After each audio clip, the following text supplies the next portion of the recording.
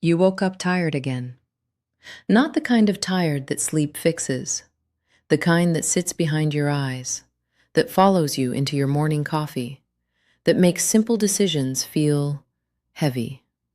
And somewhere in the back of your mind, there's this low hum, a tension you can't quite name.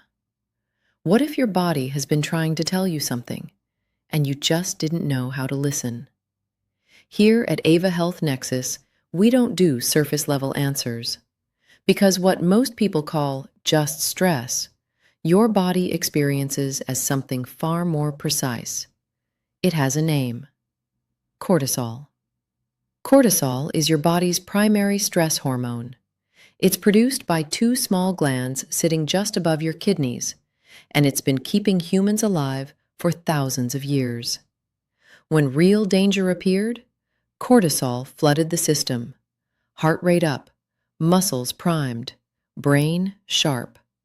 That response saved lives. But here's what shocked researchers when they studied modern stress patterns. Your nervous system cannot tell the difference between a lion chasing you and a work deadline that won't stop moving. To your body, stress is stress, and cortisol keeps rising either way. The problem isn't one hard moment. It's the accumulation, day after day of low-grade pressure, difficult conversations, financial worry, poor sleep, overstimulation, and your cortisol levels stop following their natural rhythm. They stop dipping at night. They stop resetting in the morning. And this is where things quietly change. Your body was designed for short bursts of this hormone, not a constant drip.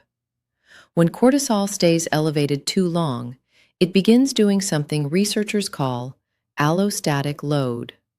Essentially, the weight of prolonged stress on your biological systems. Your digestion slows. Your immune response shifts. Your sleep architecture fractures. And your brain?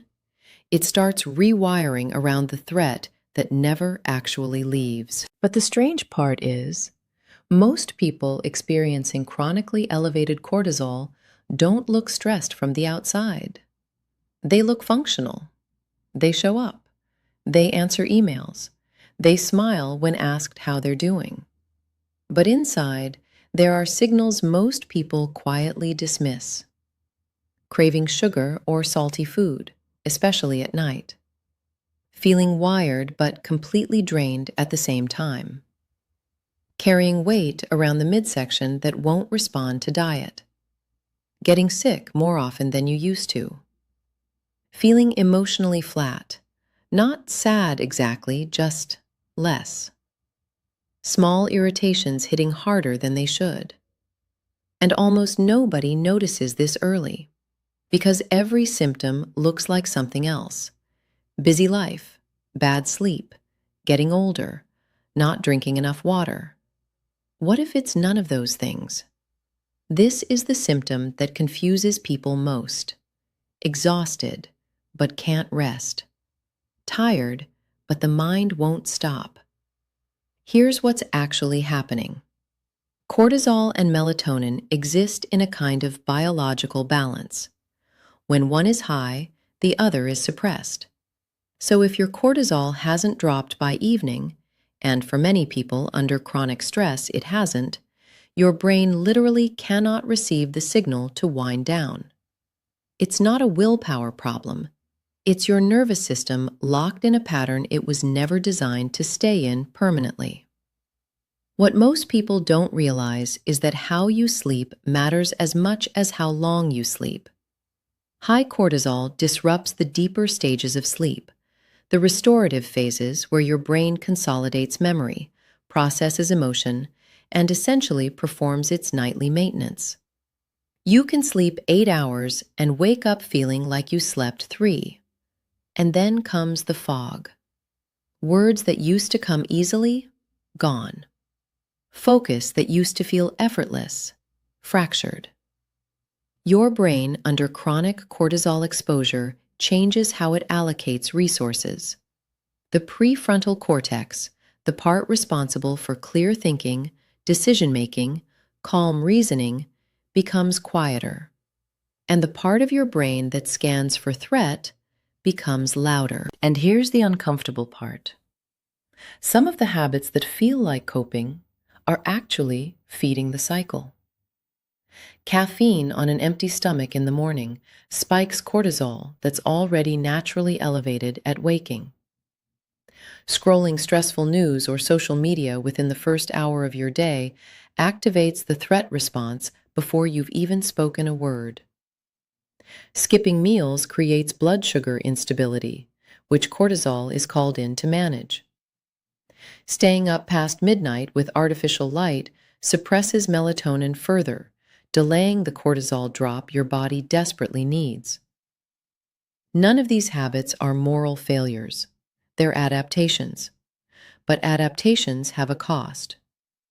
The good news, and there is genuinely good news, your nervous system is not fixed. It's responsive. Small, consistent changes create measurable biological shifts over time. Morning light exposure within the first 30 minutes of waking helps anchor your cortisol rhythm. Natural light calibrates its rise and fall timing. Movement, even a 20-minute walk, has been shown in multiple studies to meaningfully lower cortisol response over time. Gentle, consistent movement.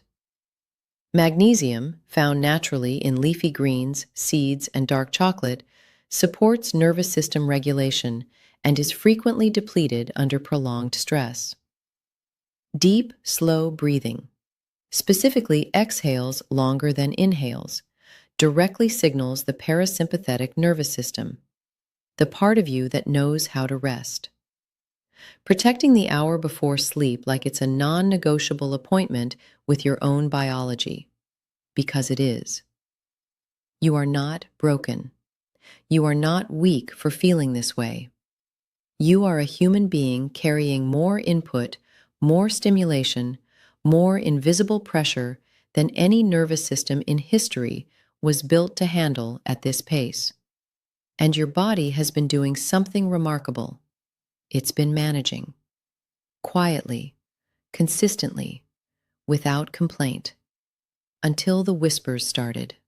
The fatigue, the fog, the restlessness at 2 a.m. Sometimes the body whispers stress long before the mind notices it. If this resonated with you, share this with someone who needs to hear it. Subscribe to Ava Health Nexus for more documentaries like this one. Drop a comment below. What's the stress symptom you've been quietly ignoring?